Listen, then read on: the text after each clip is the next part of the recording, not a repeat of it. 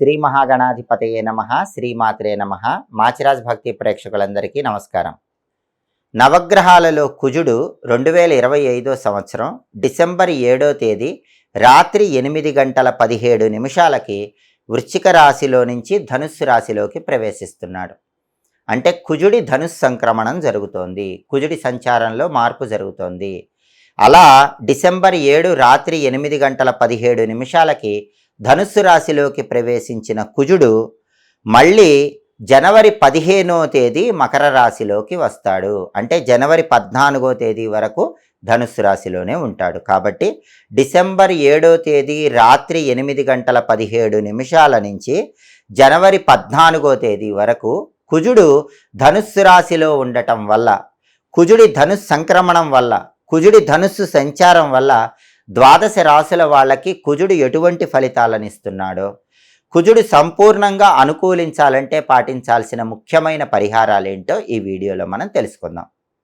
ప్రధానంగా డిసెంబర్ 7 రాత్రి 8 గంటల 17 నిమిషాలకి కుజుడు వృశ్చిక రాశిలో నుంచి ధనుస్సు రాశిలోకి ప్రవేశిస్తున్నాడు. జ్యోతిష శాస్త్రం ఏం చెప్తుందంటే, గోచార పరంగా జన్మరాశి నుంచి లెక్కబెట్టినప్పుడు వచ్చే 3వ రాశిలో కానీ 6వ రాశిలో కానీ 11వ రాశిలో కానీ కుజుడి సంచారం ఉన్నట్లయితే అలాంటి కుజుడి సంచారం అనుకూల ఫలితాలను ఇస్తుందని గోచార జ్యోతిష గ్రంథాల్లో చెప్పారు. అలా కాకుండా 3, 6, 11 స్థానాలు తప్ప మిగిలిన రాశుల్లో జన్మరాశి నుంచి లెక్కబెట్టినప్పుడు కుజుడు ఉన్నట్లయితే అలాంటి కుజుడి సంచారం వ్యతిరేక ఫలితాలను కలిగింపజేస్తుంది. అలాగే జ్యోతిష శాస్త్రంలో కుజుడి దృష్టి గురించి కూడా చెప్పారు. కుజుడికి ఒక ప్రత్యేకమైన దృష్టి ఉంది, దాన్ని త్రిపాద దృష్టి అనే పేరుతో పిలుస్తారు. అంటే కుజుడు ఎక్కడున్నా సరే ఆయనున్న స్థానం నుంచి 4వ రాశిని, 7వ రాశిని, 8వ రాశిని చూస్తూ ఉంటాడు. దీన్ని త్రిపాద దృష్టి అనే పేరుతో పిలుస్తారు. ఈ 4వ దృష్టి అనేటటువంటిది స్థిరాస్తి, గృహము, గృహంలో సంతోషాలు, వీటిని రిప్రజెంట్ చేస్తుంది. అంటే కుజుడు ఎక్కడున్నా సరే ఆయన ఉన్న రాశి నుంచి 4వ రాశిని చూసినప్పుడు ఆ చూపు స్థిరాస్తిని రిప్రజెంట్ చేస్తుంది, ఇంటిని రిప్రజెంట్ చేస్తుంది, గృహంలో సంతోషాన్ని రిప్రజెంట్ చేస్తుంది. అలాగే కుజుడు తాను ఎక్కడున్నా సరే 7వ రాశిని అక్కడి నుంచి చూస్తూ ఉంటాడు. దీన్ని సప్తమ దృష్టి అంటారు. ఈ సప్తమ దృష్టి అనేది ప్రధానంగా భాగస్వామ్య వ్యాపారాలు, దాంపత్య జీవితాన్ని రిప్రజెంట్ చేస్తుంది. ఆ తర్వాత కుజుడు ఎక్కడున్నా సరే తానున్న చోటు నుంచి 8వ రాశిని చూస్తూ ఉంటాడు. దీన్ని 8వ దృష్టి అంటారు.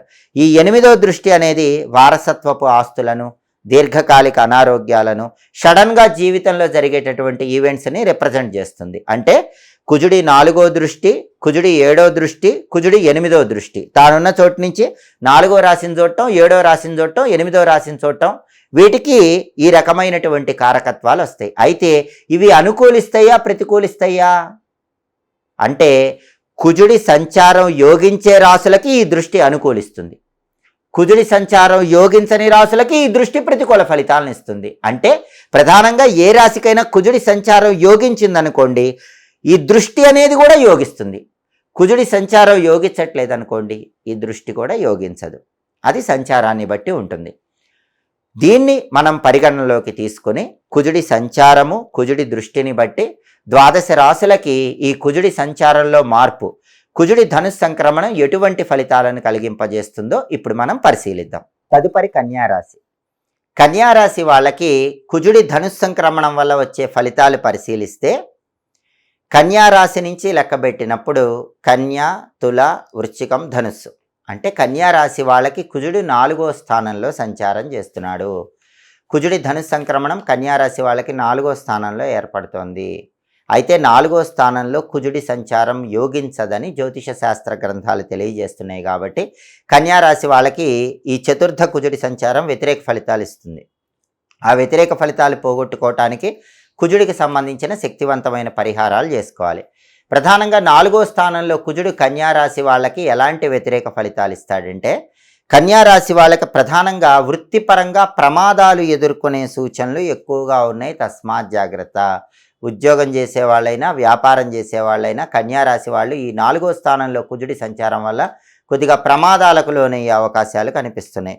అలాగే యంత్రాల మీద పనిచేసే వాళ్ళు ప్రత్యేకమైన జాగ్రత్తలు తీసుకోవాలి. లేకపోతే ప్రమాదంలో మీకు శరీరంలో ఏదైనా అవయవాలు భాగాలకు దెబ్బలు గాయాలు తగిలే అవకాశం ఉంది. అందుకే ఎవరైనా మెకానికల్ జాబ్స్ చేసేటటువంటి కన్యారాశి వాళ్ళు, మిషనరీ పార్ట్స్ యంత్ర పరికరాలకు సంబంధించినటువంటి వ్యాపారాలు చేసేవాళ్ళు లేదా యంత్ర పరికరాల మీద వర్క్ చేసే వాళ్ళు ఎవరైనా సరే ఆ యంత్ర పరికరాల విషయంలో చాలా జాగ్రత్తగా ఉండాలి. అలాగే విద్యుత్ శక్తి ఎలక్ట్రికల్ డిపార్ట్మెంట్లో పనిచేసే కన్యారాశి వాళ్ళు కూడా జాగ్రత్తగా ఉండాలి. ఎందుకంటే 4వ స్థానంలో కుజుడి సంచారం అనేది ఎలక్ట్రికల్ డిపార్ట్మెంట్లో పనిచేసే వాళ్ళకి ఏవైనా ప్రమాదాలు గాయాలు కలిగేలాగా చేసే అవకాశాలు ఉన్నాయి. అలాగే వాహనాల మీద కూడా మితిమీరిన వేగం వద్దు. కన్యారాశి వాళ్ళు ఎవరైనా సరే ఓవర్ స్పీడ్ డ్రైవింగ్ వదిలేయండి.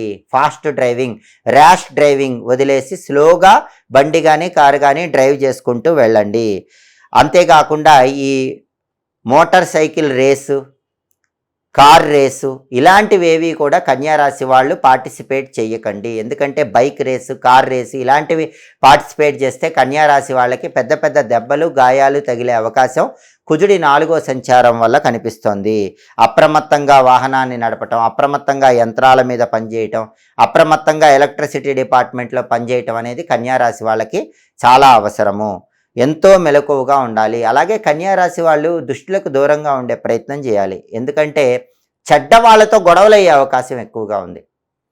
మీ చుట్టూ ఉన్నటువంటి చెడ్డ వాళ్ళతో పెద్ద పెద్ద గొడవలై దానివల్ల మీకు అనేక రకాలైన సమస్యలు కొని తెచ్చుకునే అవకాశం ఉంది. కాబట్టి మీకు ఎవరైతే చెడ్డవాళ్ళని తెలుసో వాళ్ళకి సాధ్యమైనంత వరకు దూరంగా ఉండే ప్రయత్నం చేయటం మంచిది. అలాగే ఒక్కొక్కసారి శ్రమ ఎక్కువ పడాల్సినటువంటి పరిస్థితులు కూడా ఉంటాయి. అనారోగ్య భావనలు కూడా వెంటాడుతూ ఉంటాయి.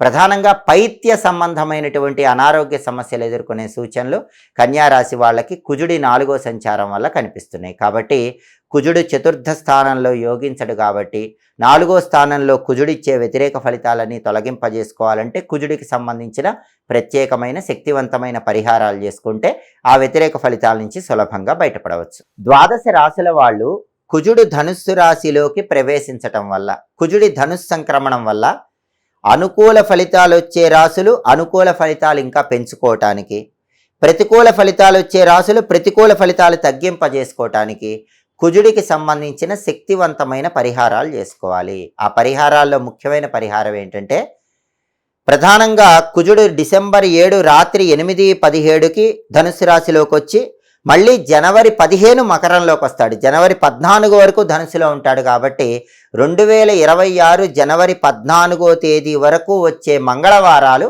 కొన్ని ప్రత్యేకమైన పరిహారాలు చేసుకోవాలి. మంగళవారం కుజుడికి ప్రియమైన వారం కాబట్టి జనవరి 14వ తేదీ లోపు వచ్చే ఏ మంగళవారం అయినా సరే 12 రాశుల వాళ్ళు నానబెట్టిన కందులు బెల్లంతో కలిపి గోవుకు తినిపించండి. కుజుడు విశేషంగా యోగిస్తాడు. లేదా 1.25 కేజీ కందులు ఎరుపు రంగు వస్త్రంలో మూటగట్టి దేవాలయంలో బ్రాహ్మణుడికి దానం ఇవ్వండి. కుజుడు విశేషంగా యోగిస్తాడు. ఆవుకు తినిపించడం కానీ దేవాలయంలో దానం ఇవ్వటం కానీ ఎప్పుడు చేయాలి అంటే మంగళవారం రోజు ఉదయం 6 నుంచి 7 మధ్యలో, మధ్యాహ్నం 1 నుంచి 2 మధ్యలో, రాత్రి 8 నుంచి 9 మధ్యలో కుజహోర ఉంటుంది. ఈ కుజహోర ఉన్న సమయంలో కందులు దానం ఇచ్చినా, నానబెట్టిన కందులు బెల్లంతో కలిపి ఆవుకు తినిపించినా అద్భుతంగా కుజుడు యోగిస్తాడు. అలాగే మంగళవారం పూట స్నానం చేసే నీళ్లలో కొన్ని ఎరుపు రంగు పుష్పాలు కలుపుకొని ఆ నీళ్లతో స్నానం చేయండి. అలాగే స్నానం చేసిన తర్వాత మంగళవారం వీలైతే ఉపవాసం ఉండి రాత్రికి కందిపప్పుతో చేసిన పదార్థాలు ఆహారంగా స్వీకరించండి. దానివల్ల కూడా కుజుడి బలం విశేషంగా పెరుగుతుంది. అలాగే కుజుడికి 2 అధిష్టాన దైవాలు ఉన్నారు, సుబ్రహ్మణ్య స్వామి, నరసింహస్వామి. అందుకే మంగళవారం పూట రాహుకాలంలో సుబ్రహ్మణ్య ఆలయంలో నిమ్మదొప్పల్లో దీపాలు పెడితే కుజుడు విశేషంగా యోగిస్తాడు. కుజుడి ధనుస్సు సంక్రమణం అద్భుతంగా యోగించాలంటే మంగళవారం రాహుకాలం ఉన్న సమయంలో సుబ్రహ్మణ్య స్వామి ఆలయ ప్రాంగణంలో 2 నిమ్మకాయలు కోసి ఆ నిమ్మకాయల్లో రసం పిండేసి దొప్పలు వెనక్కి తీసి ఆ 4 దొప్పల్లో నువ్వుల నూనె పోసి పువ్వొత్తులు వేసి దీపాలు వెలిగించండి. సుబ్రహ్మణ్య ఆలయంలో మంగళవారం రాహుకాలంలో నిమ్మదొప్పల్లో దీపాలు పెడితే కుజుడి ధనుస్సు సంక్రమణం వ్యతిరేక ఫలితాలు తొలగింపజేసి అనుకూల ఫలితాలను కలిగింపజేస్తుంది. అలాగే కుజుడికి లక్ష్మీ నరసింహస్వామి కూడా అధిష్టాన దైవం కాబట్టి మంగళవారం నరసింహస్వామి ఆలయానికి వెళ్ళిన, నరసింహస్వామి ఆలయంలో ప్రదక్షిణలు 9 చేసిన, నరసింహస్వామి ఆలయంలో ఓం నమో నారసింహాయ అనే మంత్రాన్ని స్మరించుకున్నా కూడా కుజుడి ధనుస్సు సంక్రమణం వల్ల కుజుడి ఇచ్చే వ్యతిరేక ఫలితాలు తొలగిపోతే అనుకూల ఫలితాలు పెంచుకోవచ్చు. అలాగే మంగళవారం పూట రుణ విమోచన అంగారక స్తోత్రం వినండి, దానివల్ల కూడా కుజుడు యోగిస్తాడు. లేదా ఇంట్లోనే దీపం పెట్టేటప్పుడు ఓం అం అంగారకాయ నమః అనే మంత్రాన్ని 21 సార్లు చదవండి, దానివల్ల కూడా కుజుడు విశేషంగా యోగిస్తాడు. మంగళవారం సందర్భంగా కుజ మంత్రం అంటే అంగారక మంత్రం చదువుకోవటం, లేదా సుబ్రహ్మణ్య ఆలయ దర్శనం చేసి నిమ్మదీపాలు వెలిగించుకోవటం, లేదా నరసింహస్వామి ఆలయంలో నరసింహస్వామికి అర్చన కానీ అభిషేకం కానీ చేయించుకోవటం, నరసింహస్వామి ఆలయంలో మంగళవారం ప్రదక్షిణలు చేయటం ద్వారా కుజుడి ధనుస్సు సంక్రమణం వల్ల కుజుడిచ్చే వ్యతిరేక ఫలితాలన్నీ తొలగిపోతే కుజుడిని సంపూర్ణంగా ప్రసన్నం చేసుకొని సమస్త శుభాలు సిద్ధింపజేసుకోవచ్చు. అలాగే మంగళవారం రాగి పాత్రలు ఎవరికైనా దానం ఇచ్చినా కూడా కుజుడి ధను సంక్రమణం అనేది విశేషమైన శుభ ఫలితాలను కలిగింపజేస్తుంది. ఈ పరిహారాలు చేసుకోండి. కుజుడి ధను సంక్రమణం అద్భుతంగా యోగించేలాగా సకల శుభాలను సిద్ధింపజేసుకోండి. ఎప్పటికప్పుడు జ్యోతిష శాస్త్ర పరంగా గ్రహాల సంచారంలో వచ్చే మార్పు గురించి తెలుసుకోవాలనుకుంటున్నారా? ఏ గ్రహము ఎప్పుడు మారుతుందో, ఏ గ్రహము ఏ రాశిలోకి ఎప్పుడు ప్రవేశిస్తుందో, అలా గ్రహ సంచారంలో మార్పు వల్ల 12 రాశుల వాళ్ళకి కలిగే ఫలితాలు ఏంటో తెలుసుకోవాలనుకుంటున్నారా? గ్రహాల సంచారంలో మార్పు వల్ల అనుకూల ఫలితాలు కాకుండా వ్యతిరేక ఫలితాలు వస్తే ఆ వ్యతిరేక ఫలితాల నుంచి బయటపడటానికి పాటించాల్సిన పరిహారాలు తెలుసుకోవాలనుకుంటున్నారా? అయితే మాచిరాజ్ భక్తి ఛానల్ తప్పకుండా చూడండి. మా వీడియోస్ మీకు నచ్చినట్లయితే మా ఛానల్ లైక్ చేయండి, కామెంట్ చేయండి.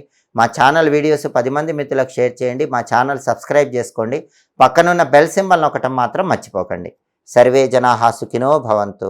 స్వస్తి.